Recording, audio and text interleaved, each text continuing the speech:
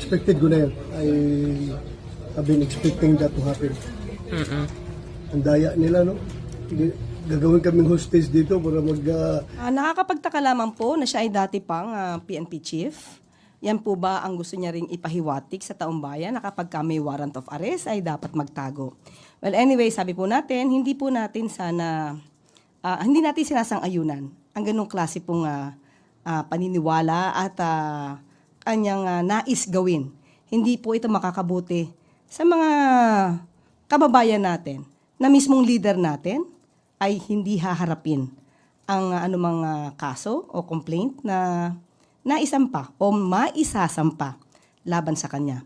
At hindi po ba sabi natin, parang siya nga yata ang medyo umiwan sa kay dating Pangulong Duterte considering na hindi siya pumunta sa Hong Kong kasama sa nila. Hindi po ba dapat ang kaibigan ay walang iwanan?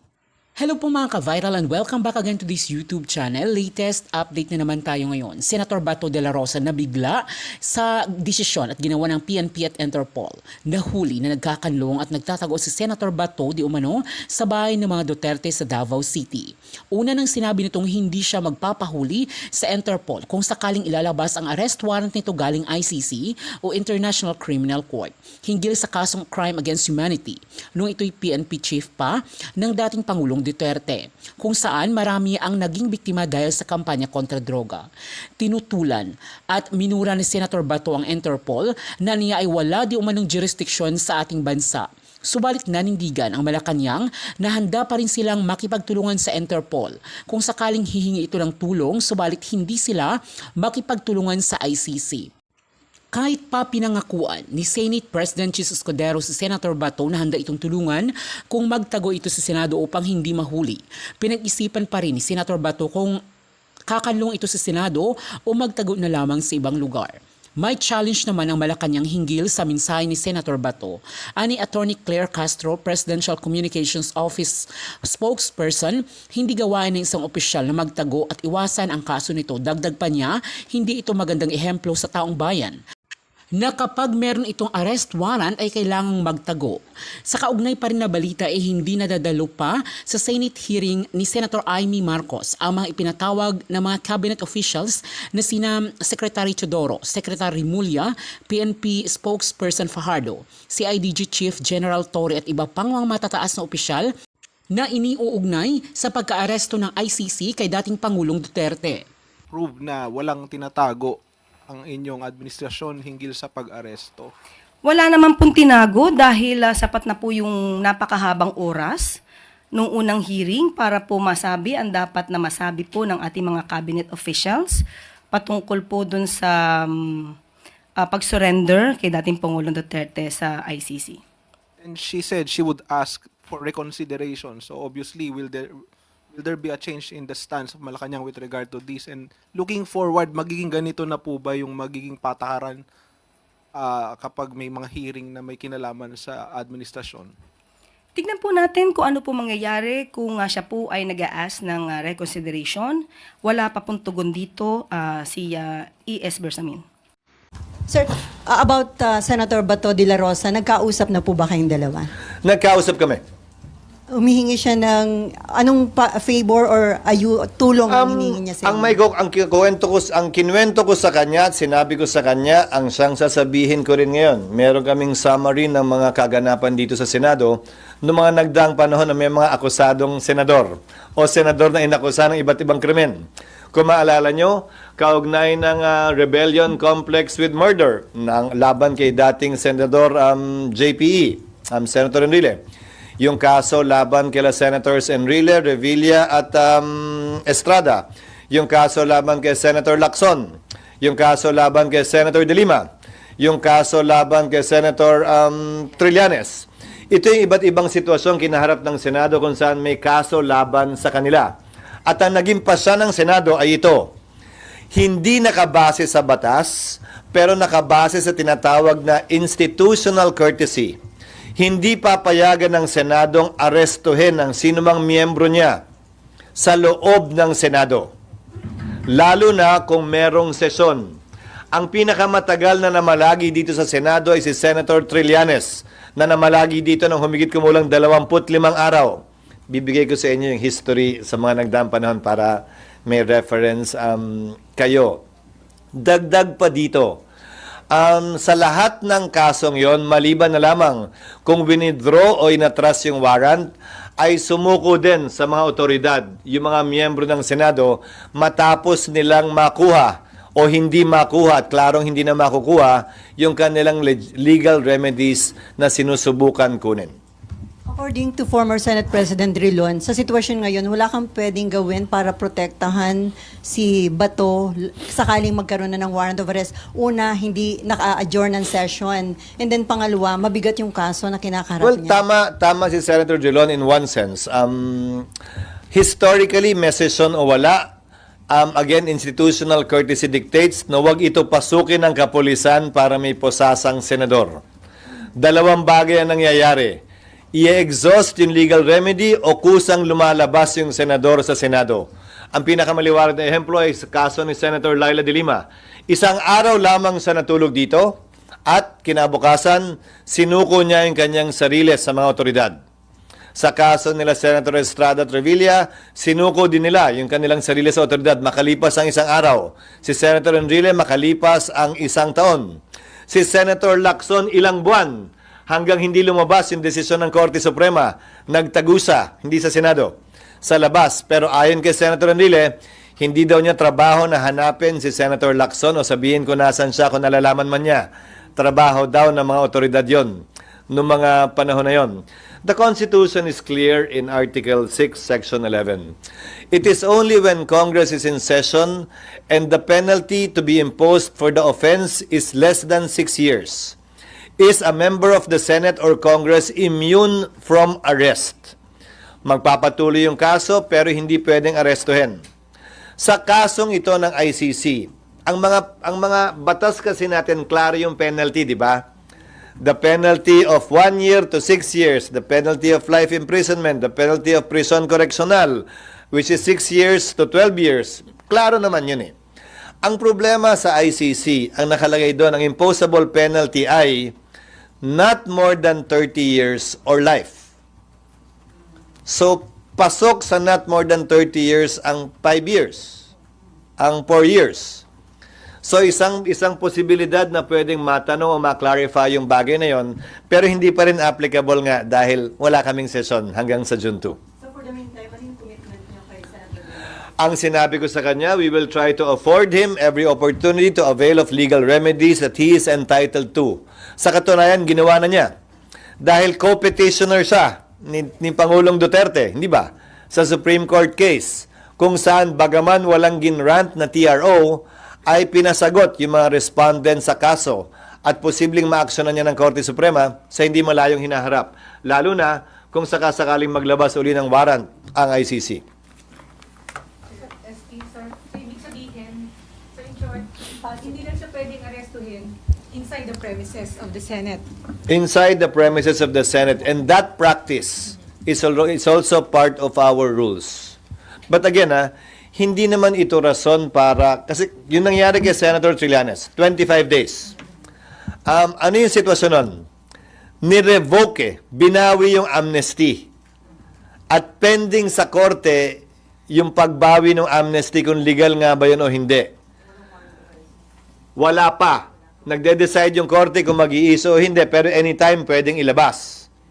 So namalagi sa dito hanggang isinangtabi ng korte yung pag-iiso ng warrant of arrest dahil naglabas na ng desisyon ng Korte Suprema na hindi pwedeng i-revoke ang amnesty na ibigay na. So, sir, ang tanong, sir, is papayagan niyo ba siya na mag-sanctuary dito kung meron ng warrant of arrest? I mean, kung hindi pwedeng isilbi dito, pwedeng mag-stay? Hindi para sa akin na pigilan si Senator Bato na magtungo dito, desisyon niya yun. Pero ang hangganan siguro noon ay hanggang makakuha at klaro na kung anong magiging pasya ng korte kaugnay sa kanyang pag-avail ng kanyang judicial remedies na karapatan niya. Hindi lamang bilang senador, bilang isang ordinaryong mamamayan. Sir, so in theory, kung ako arresting officer, abang ako na lang siya sa gate ng Senado. Hindi para sa akin na idikta sa kanila kung anong dapat at hindi nila dapat gawin. But that is theoretically possible. Again, within the premises of the Senate. Outside the gate. Labas ang Senado ron. Sir, sorry. So, kahit po walang sesyon, basta nasa loob siya ng premises. Kasama yan sa mga Kahit wal- kasama yan sa mga president na binanggit ko dun sa mga dating senador na binanggit ko. Kahit walang session, basta nasa loob siya ng Senado, hindi pwedeng arestuhin. Hindi pinayagan ng mga nauna ring Senate President. Bahagi na yan ng tradisyon at practice ng Senado na sang-ayon nga sa rules namin ay bahagi na rin ng rules namin. And you will also not allow it, sir? Yes. Walang session? Yes.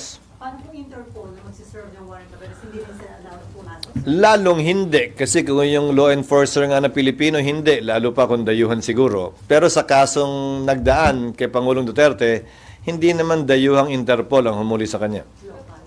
Pero sir, clarification lang. Sinabi rin sa inyo ni Senator, sir, sinabi rin ba sa inyo ni Senator De La Rosa na that is his intention kung sakaling may warrant of arrest, mag-stay siya dito? Or? Wala siyang sinabing ganun. So, Nagtanong lamang siya ng iba't ibang options na pwede sa kanya. like, sir, Iba't ibang options na pwede sa kanya di kaugnay ng Senado. Hindi ako isa sa mga abogado niya para magbigay ng suggestion maliban sa pwedeng magawa o gawin ng Senado. At hindi rin para sa akin na sabihin kung ano yung mga options na nabanggit niya. Nasa sa kanya yun. sir, parang parang theoretical pa rin naman. So, kung may warrant of arrest, piliin niya magstay dito, papayagan niyo ba yun? Wouldn't it be bad for the Senate as in an institution na merong magtatagal magstay dito dahil ayaw masilbihan ng warrant of Again, arrest? tradisyon yan at rule yan na bahagi na ng Senado dahil naging practice ng Senado bilang pagtatanggol nga sa institusyon at institutional courtesy. Ulitin ko, wala sa batas yan pero nasa rules ng Senado at institutional courtesy lamang yan. Hindi naman sa habang panahon hanggat mabigyan siya ng sapat na panahon na magkaroon ng linaw o pagpapasya yung kanyang judicial remedies. Yung sinabi niyo po na bibigyan niyo siya ng tulong para sa legal remedies, what do you mean by that, sir? Tutulungan siya ng mga abogado ng Senate? Hindi. Hindi ko sinabing tutulungan siya hanggang maresolbahan yung kanyang judicial remedies na available sa kanya. Yun nga sir, nabanggit niya, hanggat may hinihintay siya sa SC. Gusto niya na dito siya sa Senate. Pwede naman yon, pero hindi na nag-issue ng TRO ang Korte Suprema eh. Yun sana yung pwedeng sandala nun. Pero baka premature din kasi wala naman siyang warrant of arrest. So pwede siyang mag-reconsider at humiling ng pag-issue pa ng TRO kapag ka nag-apply na sa kanya. Meron na po nag-coordinate from ICC para humingi ng documents ng Senate Wala. for hearings. Wala sa aking tanggapan at wala pa rin sa Secretary General na sinasabi sa akin. Naaasahan ko namang sigurong sasabihin agad sa akin pag may ganun. Sir, dahil matindi na daw yung divisiveness na naidudulot nito sa bansa, sabi ni Senator Amy, mahalaga na ma-establish kung dumaan sa due process, kaya meron siyang hearing on Thursday. Sa tingin niyo, makatutulong yun yung, para ma-address yung concern ng marami at yung tanong ng marami na dumaan ba sa due process? Pero, kung ang concern ni Senator Amy ay grabe na yung divisiveness o pagkakawatak-watak natin, edi sana ang maging dulo ng kanyang pagdinig ay maghilom tayo at magkaroon ng pagkakaisang muli at hindi lalo pang dagdagan yung divisiveness o pagkakaaway-away natin. Kung yun ang pakay niya, sang-ayon ako sa pakay na yon. Para mabigyang linaw, tulad ng mga binanggit ko ngayon, para mabigyang linaw ilang katanungan na meron ang ilan sa ating mga kababayan at mga alinlangan na meron sila marahil kaugnay nito, o mga pangamba na meron sila kaugnay nito. Sana hindi makadagdag yung pagdinig na niya kaugnay sa lalong paglalim pa ng sugat at hidwaan sa pagitan ng ating mga kababayan. It's not for me to support or not. I support every undertaking of every senator, and dependency of a case should not prevent that. Klaro sa mga naging desisyon ng Korte Suprema na ang pagkakaroon ng kaso sa Korte base sa Sabio at Chartered Bank case ng Korte Suprema ay hindi pwedeng maging hadlang para magsagawa ng hearing ang Kongreso dahil magkaiba ang pakay nun. At hindi naman pwede, porkit may mag-file ng kaso, hindi na pwedeng tingnan o imbestigahan ng Senado. So sinusuportahan ko ang kapangyarihan ng Senado na magsagawa ng pagdinig bagaman may kasong pending sa Korte ngayon. Sir, ano yun? Moto proprio, di ba? Moto proprio yun, walang res regarding that, diba? Wala pa dahil hindi pa namin naamyendahan yung rule na nililiwanag or pinagbabawal yan. So sa ngayon, ang rules ng Senado, pwedeng mag-conduct motu proprio ng hearing ang kahit na anong komite. Noon, dun sa mga nauna rito, tulad ni Selly, Blue Ribbon Committee lang ang pwede. Inamyendahan yung rule para payagan lahat ng komite. Nagkaroon ng issue, kung maalala nyo, ilang buwan na nakalilipas at kinonsidera naming limitahan ulit, isara yung gripo, ika nga. But we did not get to amending that rule. So the rule still stands up to today na lahat ng komite kapag ka-recess ay pwedeng mag-conduct ng hearing motu proprio. At hindi pwedeng pigilan, hindi ko pwedeng pigilan o mapigilan. Sir, so far madami na daw protest action in support of Duterte. Do you think it would affect yung economy, and ano yung your take on that? Palaging may epekto anumang ingay sa politika sa mga negosyante. Magpepreno ng konti, magpipigil-pigil ng konti, pero sana habang naiibsan ito, habang humuhupa ito, habang lumilinaw kung anong mangyayari sa mga susunod na araw, buwan at linggo, huhupa din yung pangamba ng mga negosyante at manunumbalik yung kanilang pamumuhunan sa ating ekonomiya na lubusan nating kailangan sa panahon ito. And on Senator Robin, nandun pa din siya sa dahig. Sabi, di ba, hindi niya kailangan kumuha ng travel authority since personal naman yon. Hanggang break, pwede siya doon? Karapatan niya yun. Napagpasahan na yan sa kaso ni Marcos versus Manglapos ng Bahagya na nireiterate yung right to travel at ang limitasyon lamang ay specified. Kaya nga naging pasya ni dating Senate President Rilon, hindi na mag-require ng TA. Kasi kung ang korte nga hindi pwedeng pigilan ng isang Pilipinong magbiyahe, sa pa daw kaya bilang Senate President, lalo na kung pribado yung biyahe. Pag official trip, ang nagiging epekto lamang naman ng TA pag official trip ay yung travel tax, hindi kailangan bayaran. Pero maliban doon, wala namang epekto yung TA talaga. Sir, hindi ba Pag-authorize din na gamitin yung diplomatic passport niya, yun ang epekto ng pagkakaroon ng TA. So malamang ang ginamit ni Senator Padilla ay yung kanyang private passport. Sir, hindi ba pagka may TA ka o pag wala kang TA, pwede kang harangin ng immigration? Oo, kung requirement yon ng batas na dapat may TA ka. Halimbawa, nung governor ako, kailangan may TA ako mula sa DILG secretary. At pwede akong harangin ng immigration kung wala ako nun.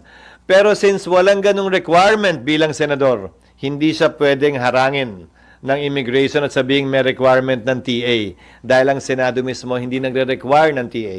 Sir, itong, balikan ko lang yung tungkol dun sa mga rallies. Do you think itong rallies will ripen into like a people power kind of scenario?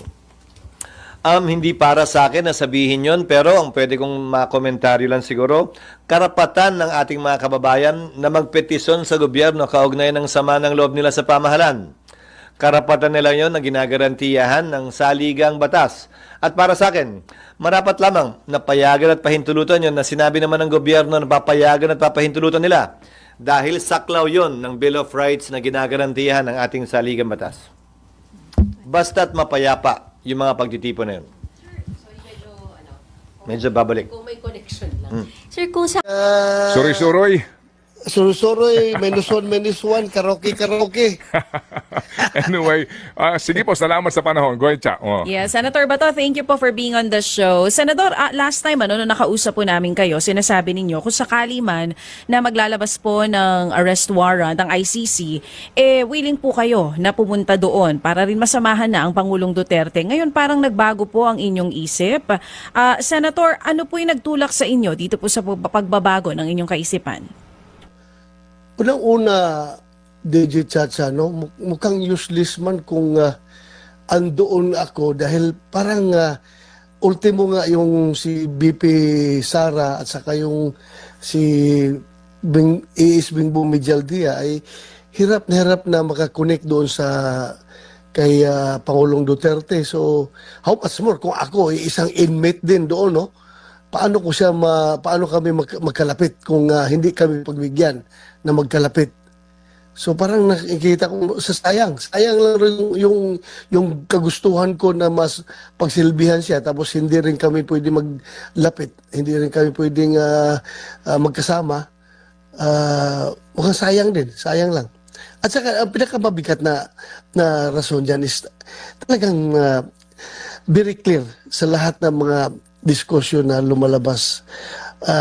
Talagang wala talaga silang jurisdiction sa atin, kaya sayang lang yung kung magpapakustodiya ka sa kanila tapos hindi mo pala ni-recognize. So I might as well not turn in myself to their custody. Okay. So, sigurado na po kayo sa desisyong ito. Nakausap niyo na po ba ang Senate President? Kasi nag-alok po siya kung sakali man daw po hihingi nga kayo ng tulong sa Senado. Willing naman daw po sila na tulungan kayo. Yeah, nga, that's my first option. That's my first option talaga. I will exhaust all legal protections na pwedeng maibigay sa akin, kagaya ng ino-offer ng ating Senate President. So, isa yan na talagang gagamitin ko yan, yung ino-offer niya. What are your other options, Senator? Bukod po dito sa sinasabi niyo, first option, yung po pwede niyong tanggapin, yung alok ng Senado, natulungan po kayo, na doon muna kayo. What are your other options po? Isang option dyan is hindi ako magpapahuli. Hindi ako pagpapahuli sa kanila. Dahil Kung insisting sila maghuli sa akin, kahit na alam naman nila na yung kanilang ginagawa ay walang legal basis, hindi pa rin ako magpapahuli sa kanila. So, gagawin nyo ang lahat para hindi kayo mahuli. Ngayon po ba may naririnig na kayo kung papalabas na itong arrest warrant? Anytime, sabi yun man ang pinagsasabi nila. Anytime daw lalabas. So anytime lang rin, ready rin ako. Whatever happens, din, ready tayo. Opo, Senator, ngayon po kasi ay incumbent kayo. Ano po? And well, kung talagang ating susundan itong mga survey na ito, mukhang kayo po ay due for re-election. So, Yes, opo. So, kung sakasakali ho ba na talagang may arrest warrant laban sa inyo, meron kayong sesyon, I think on June 6, at tapos niyan, ang balik ho ninyo ay after the sona na ho ng Presidente, July 28. Ano po yan? Magtatago po kayo hanggat may arrest warrant kayo? Yun po ba yon?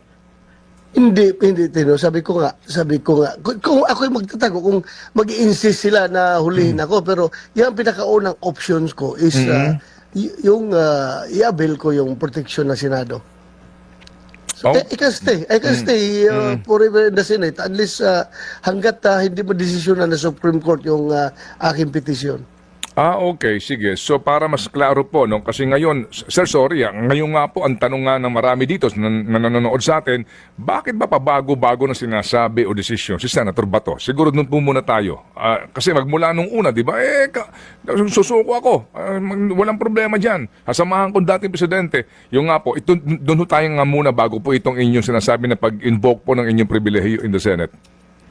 Ted, pabago-bago nga yung ating presidente, ako pa, hindi magbabago.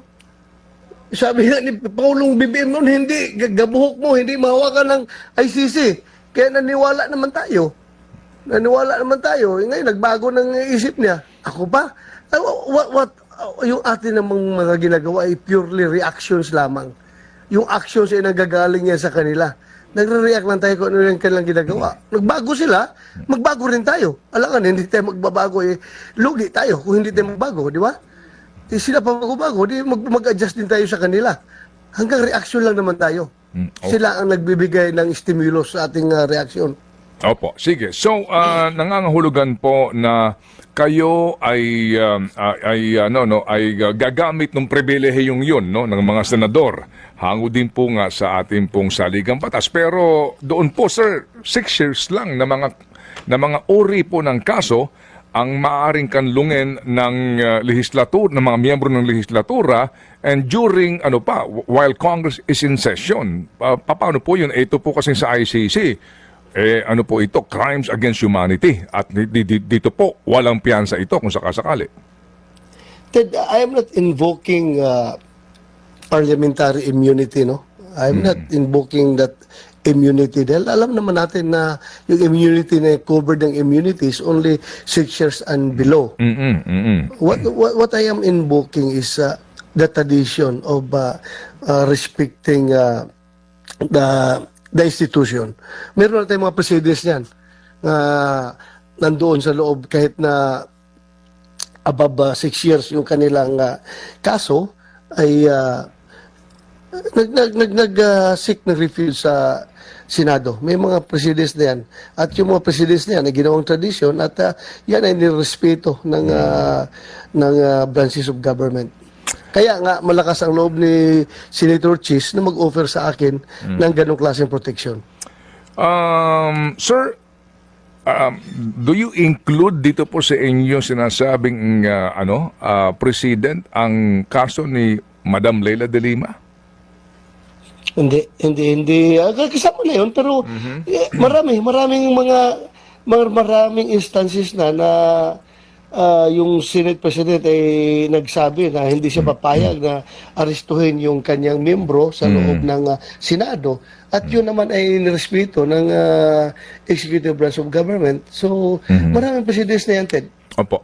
Pero kasi po ang sabi po ni Madam Leila no, sa amin ding interview, siya overnight lang. The following day, siya ay nagkusa na sumuko sa CIDG. Kaya nga po, ang kanyang challenge ay sa inyo is to, short of saying, to man up, no? And face the music. Man up natin yan, Ted, kung nirecognize. Kung yung may warrant siya, bigyan niya ko ng warrant ng local court, huwag yung warrant ng ICC. Kung meron silang warrant ng local court or Supreme Court, then harapin ko yan. Pero as I have said, I do not recognize the jurisdiction of ICC, so bakit ko harapin yan? Hindi ko harapin yan. Kung meron sila sa Supreme Court galing na warrant, harapin ko yan. Yung mga kaso naman, Dilima, dito naman yun. Local naman yun na kaso.